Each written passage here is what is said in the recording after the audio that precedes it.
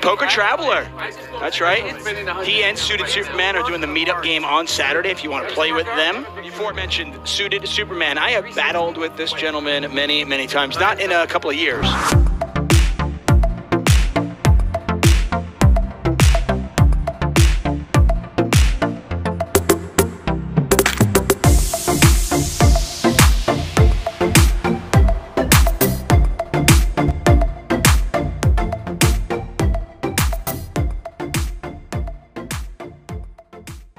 What's up, fishes? Welcome back to the channel. We're back at it with another video coming at you guys from the Hustler Casino, which is the new home for LA Poker. It's definitely my new home for poker as well, since I've never been to any other casino out here in LA more times than I've been at the Hustler. In today's video, we join Suited Superman and the Poker Traveler in their meetup game. They're Instagrammers, but more than just Instagrammers. These gentlemen are just great people. They're fun, they're action. But before we get into today's video, I got one quick announcement. This Friday, September 17th, we're gonna be back at the Hustler. We're gonna be playing with Mariano and Rampage Poker. Hell freaking yeah. Big influences in my blogging, so it's gonna be really fun to get to know them, meet them. Hopefully we get to tango in a few hands, get them for the vlog and everything. Hopefully we make their vlogs, so it'll be very fun. I'm gonna be live streaming everything on TikTok, so if you don't have TikTok, I mean, it's free. If you want to join on TikTok, follow me there. It's at Fishpoker31. I do get banned from TikTok. After like an hour or 2 hours, I get this message right here telling me that I did something and they've kicked me out for 24 hours. And then I go on and I submit an appeal, and within a few hours I get this message right here saying basically that they effed up and that they're sorry for any inconvenience. But by then the freaking game is over. I can't live stream anymore, but I don't know why that happens. If any of you fishes know why that happens other than the fact that I'm extremely cool, then just let me know. Maybe that's why I get banned. But anyways, don't forget, click that thumbs up button, that subscribe button, that notification bell. That way you're notified every time I drop new content. And let's get straight into our poker. For this first hand of the night, I'm under the gun +1, looking down at pocket eights. Our opponent under the gun has made it 15 bucks, and once it gets to me, I'm gonna go on and 3-bet this mother effer to 45 bucks. Our opponent to my left, who goes by the name of Suited Superman, forgets that he's no longer on the stream and he goes on and 4-bets us to $1.35. Our opponent in the hijack goes on and flats that call. Our opponent under the gun, who made it 15 bucks, decides to go all in for 120.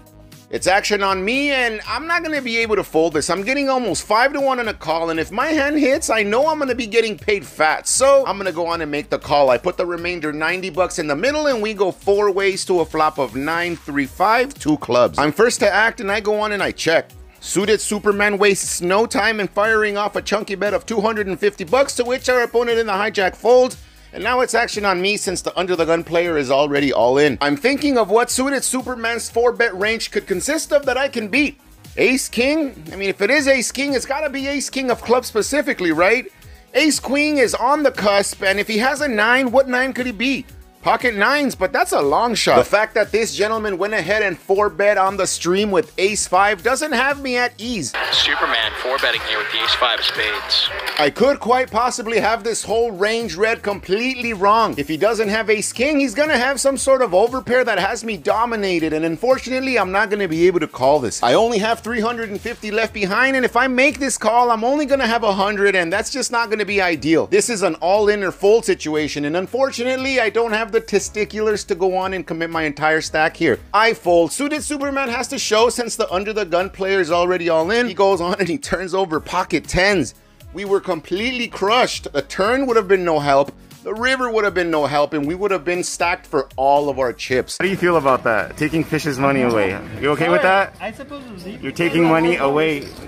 Now I can't. Horrible. Yeah, Yeah, give me my money back. Telling me you have 4 kids. Yeah, hey, I have 4 kids. I don't know if that works here. For this next hand, I'm on the button looking down at Ace King offsuit. A vlog watcher named Marcus, shout out to Marcus. He's under the gun and he goes on and he makes it 15. It folds around all the way to me, and I go on and apologize to him as I tell him that I'm gonna have to raise him. I put out 45 of my soldiers out there, and he goes on and he calls. We go heads up to see a flop of Ace 4 Deuce Rainbow. Sure, 3-5 is the obvious hand that comes to mind, but Marcus is not a bad player. Raising and calling a 3-bet out of position with 3-5 doesn't seem like a Marcus thing to do. So when he checks, I continue my aggression by firing off a bet of 50 bucks. Unfortunately, Marcus gets out of the way, and we're gonna take this one down. Hell freaking yeah. Now I'm in middle position looking down at pocket eights. A few limpers limp, as that's what limpers do, and I go on and I bump it to 15 bucks. The poker traveler is now to my left, and he decides to get a little froggy. What are you doing?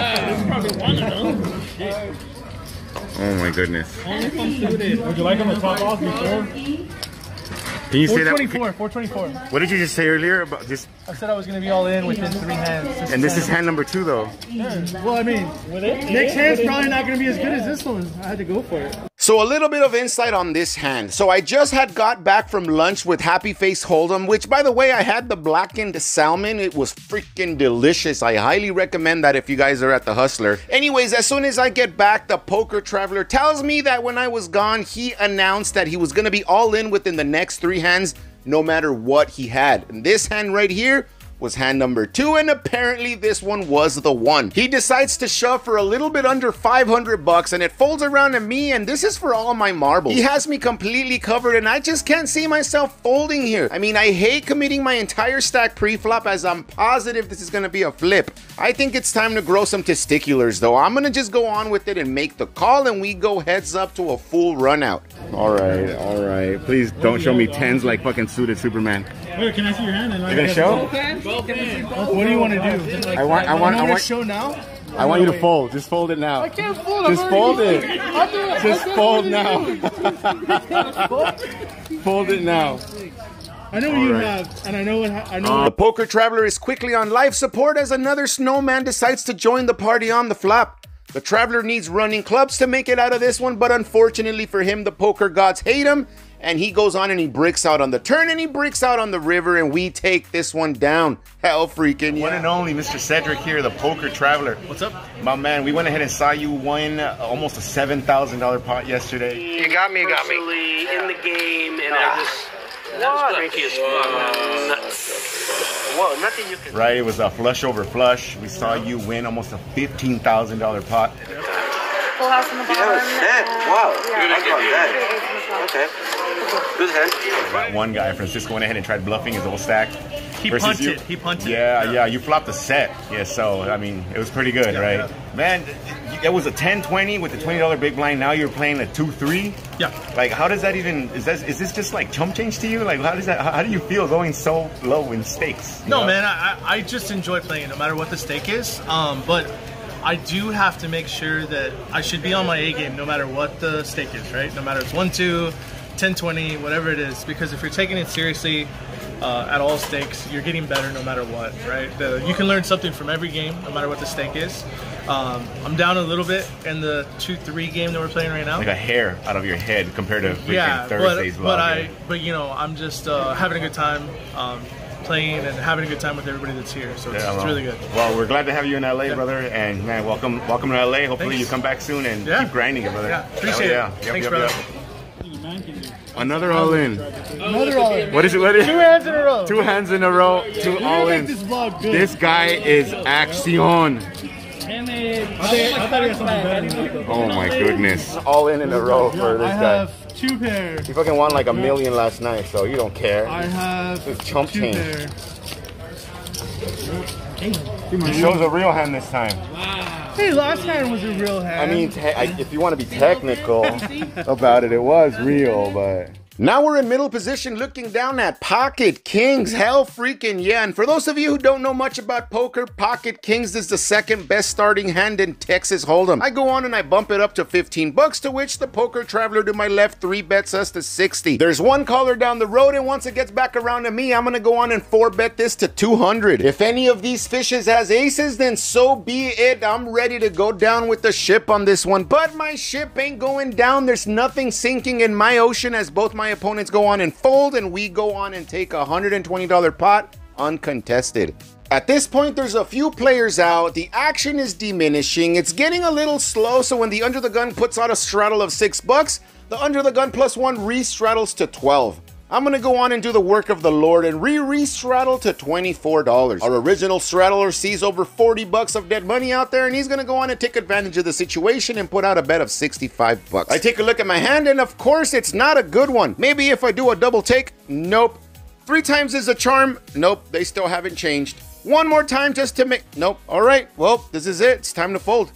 I lose almost a $300 pot to Steve when I had ace-king, flopped the king on a king-10-10 board and got completely owned. Now we're short-handed, so we decide to combine tables and I start bluffing. I start losing more of my hard-earned chips little by little, trying to make plays when I should have already been done playing. I'm almost 7 hours into this session when I go on and I pick up 8-7 offsuit on the big blind. The button who's shown busted draws and bluffs at showdown since I've sat down goes on and makes it 15. The small blind calls, I defend, and we go 3 ways to a flop of 5-3-6 with 2 diamonds. I flop a gutter and 2 overs. I mean, not the greatest flop for my actual hand, but for my range, this board is absolutely gold. I check with bad intentions in mind. The button goes on and c-bets for 20. The small blind calls, and when it gets back around to me, this is going to be a perfect time to check raise. I repop him to $100, knowing damn well that this board's going to hit me more than it's going to hit him. Sure, it hits my opponent in the small blind's range as well, but we're just going to have to thug life this one with aggression.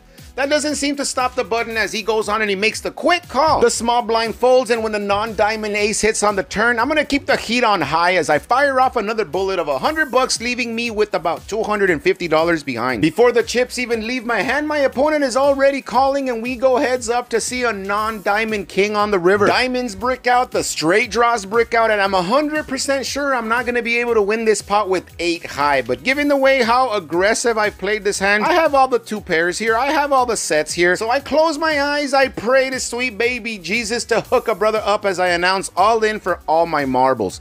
Mullen. $250 behind. My palms are sweaty, knees weak, arms are heavy. There's vomit on my sweater already. Mom spaghetti. I'm nervous, but on the surface I look calm and ready. Sorry guys. Anyways, my opponent goes on and insta folds, confirming my suspicions that he was on some sort of a stupid draw. Of course, I go on and show my hand. We scoop a pretty damn good pot towards us, and it's time to GTFO out of there.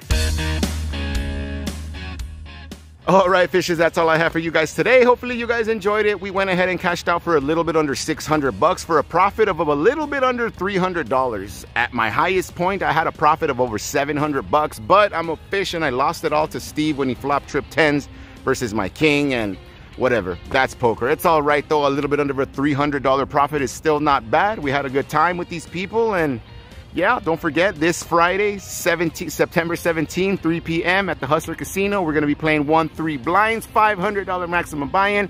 Be there or be square, and I'll see you guys on the next one. 1, 2, go.